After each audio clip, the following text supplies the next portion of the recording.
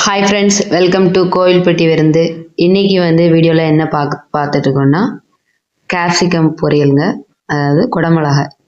இது உடம்புக்கு ரொம்பவே நல்லதுங்க. இது எப்படி செய்யலான்னு பார்க்கலாம். ஃபஸ்ட்டு நல்லா குடமிளகாய் நல்லா வாஷ் பண்ணிவிட்டு இந்த மாதிரி குறுக்கால கட் பண்ணிக்கோங்க. இப்போ பாருங்கள், அது உள்ளே இருக்குது பாருங்கள், அதுதான் விதை. அந்த விதையோடு சேர்த்து செய்யலாம். அதில் அவ்வளோ ஃபைபர் இருக்குது, அதனால் அதை சேர்த்துக்கிறது நல்லது தான். ஆனால் டைஜஷன் ப்ராப்ளம் இருக்கிறவங்க அதை சேர்த்துக்க வேண்டாம்னு சொல்கிறாங்க. ஸோ உங்களுக்கு ஒன்றும் பிரச்சனை இல்லைன்னா சேர்த்துக்கோங்க, இல்லைன்னா ரிமூவ் பண்ணிடுங்க. ஆஸ் யூஷுவல் தாங்க. கடாயில் எண்ணெயை காய வச்சுட்டு கடுகு உளுந்தம் பருப்பு கருவேப்பிலை சின்ன வெங்காயம் சேர்த்துக்கோங்க. சின்ன வெங்காயம் பொரியலுக்கு மோஸ்ட்லி சின்ன வெங்காயம் சேர்த்துக்கிறது ரொம்ப நல்லதுங்க.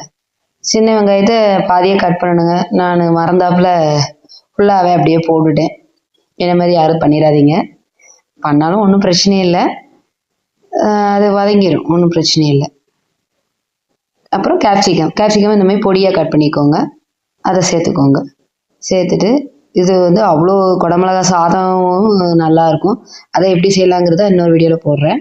இது பொரியலை சாம்பார் சாதத்துக்கு இந்த மாதிரி செஞ்சு கொடுத்தீங்கன்னா பிள்ளைங்க விரும்பி சாப்பிடுவாங்க. நான் இதில் காரம் எதுவுமே சேர்க்கலை.